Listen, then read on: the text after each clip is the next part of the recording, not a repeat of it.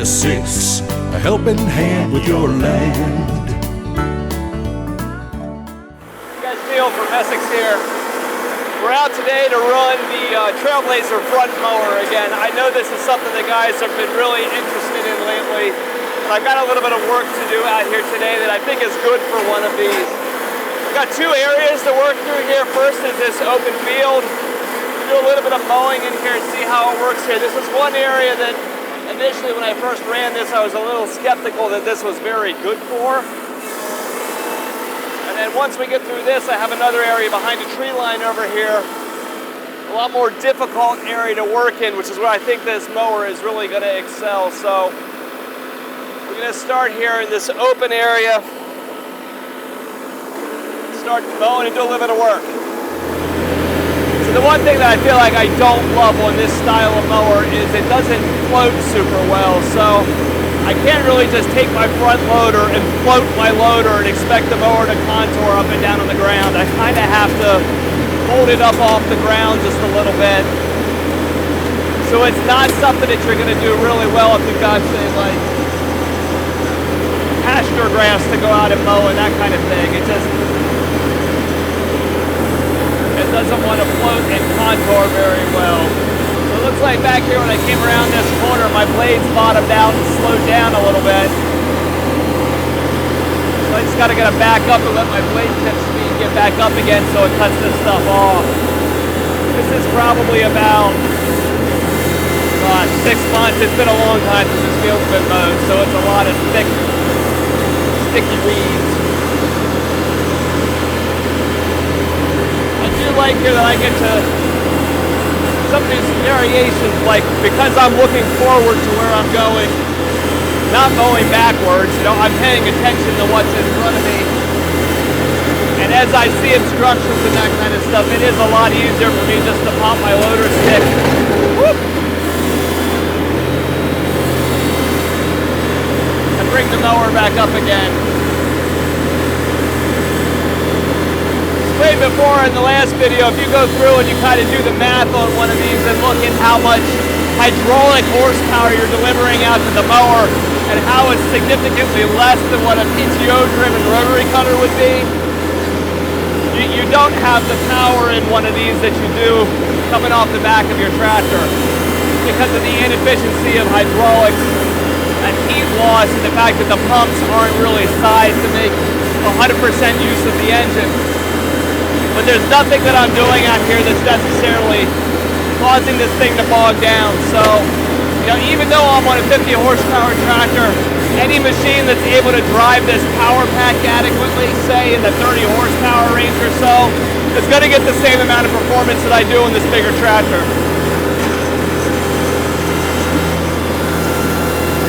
Tell you, for all my belly aching about not contouring real well, that did a good job there.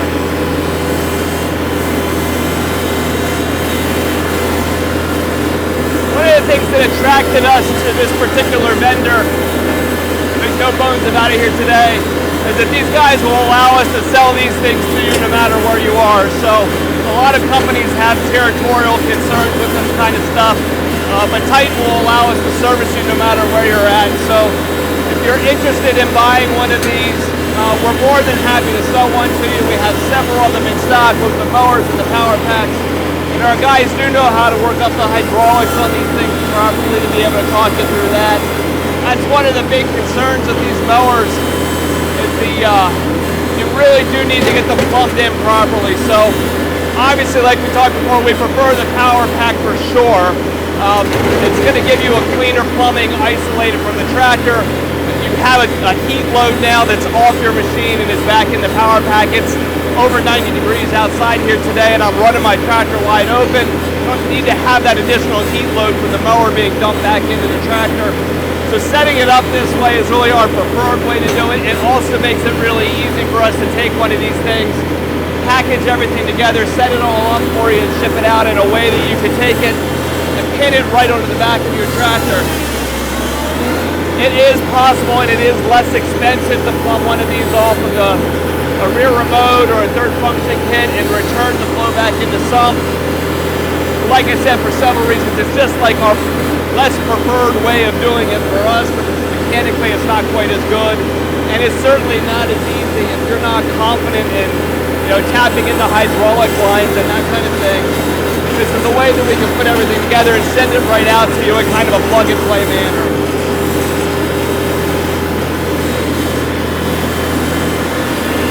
So when I'm setting this up, what I'm doing generally is taking my loader, dropping it into float so that the mower goes down to the ground, and then picking my loader up just a hair off the ground so I'm as close as possible, but I'm still floating the mower off the ground. If I go float my loader completely and just set it down as I'm driving forward, it compresses the loader and starts to pick my front tires up off the ground. So you do kind of got to keep this thing up. If you do want to float it, you certainly can do that and run backwards with it. That just kind of defeats the purpose. So if you're putting the mower on the front, you obviously want to run it going forward. So in terms of coming out here and knocking down this 2-acre field, doing all right. I can drive almost as fast as I want, and at least with this stuff, the mower seems to do just a fine job. I can't outrun it per se. I have enough horsepower even at speed to be able to keep those blades going. That might be a little different if you were in, say, 2-foot tall thick grass, right? This is mostly weeds out here. I do have good sight lines. I mean, I can look up the ends of my loader. Because I don't have the back of a bucket in the way, I can see right up to the edge of my mower. So as I'm going back and forth, it's fairly easy to line up my next pass. In terms of raw time, I'm obviously not going to be quite as efficient as I would with a bigger mower, right? This is a 48 horsepower tractor and can comfortably run a 72 or even an 84-inch mower. So I could have something nearly double the width of this and get this done quite a lot quicker. But if you're willing to put up with the extra time, there's really no reason not to do it with one of these. I definitely do get a better cut by keeping the deck more or less level. Initially here I find myself kind of wanting to run it with the front end pulled up a little bit. But as I level the thing out, I feel like I'm definitely getting a little bit better cut coming out of the mower by keeping that front end down and having it opened up in the front.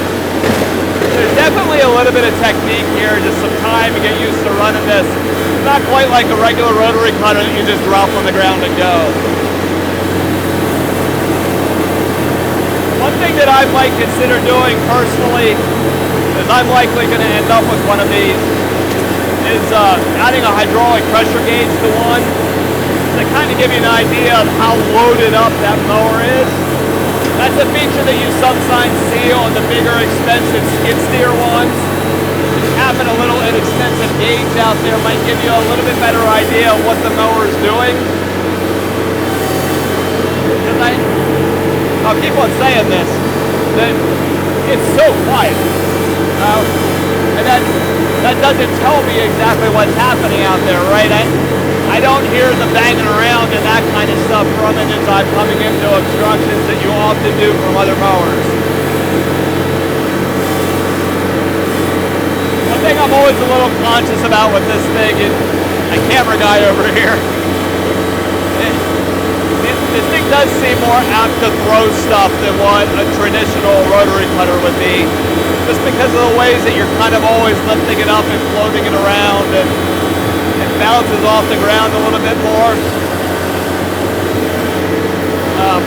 I catch myself throwing stuff more often, so probably not the best thing for parks, trails, well, trails with people on them.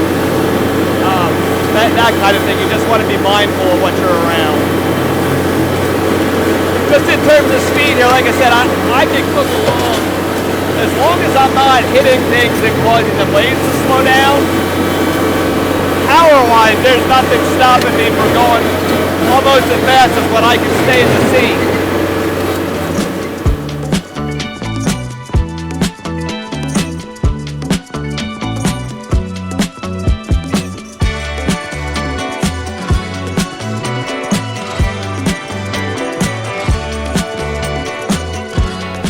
a span of probably about 20 minutes, I took down what would be the better part of about an acre of this field. And I'm going to come back and finish the rest of this here a little bit later. But now I'm going to head back to another part back here behind a tree line where I think is where a mower like this really excels. It's kind of a tight area. There's a lot of tree branches and stuff that I want to be able to get underneath.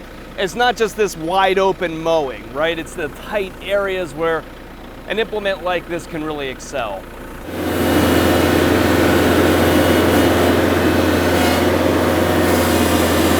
So right here's a great example. As I get up to these trees, with a traditional mower behind you, you've got to back into things, which you can kind of do. But driving forward is a lot easier, and even with the mower behind you, just the nature of the loader that is out in front of me, my reach is a lot better. I can get further underneath of this than I would be able to if I had a mower in the back of the tractor. All right, so here's some small trees that I want to take down.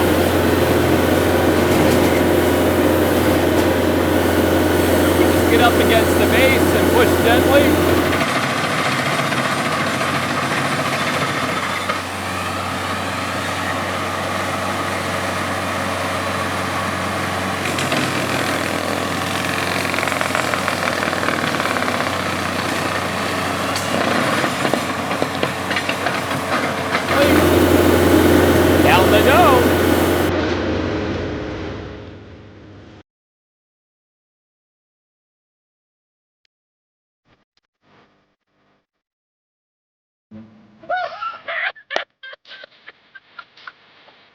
That's fantastic. I can't believe it's back here.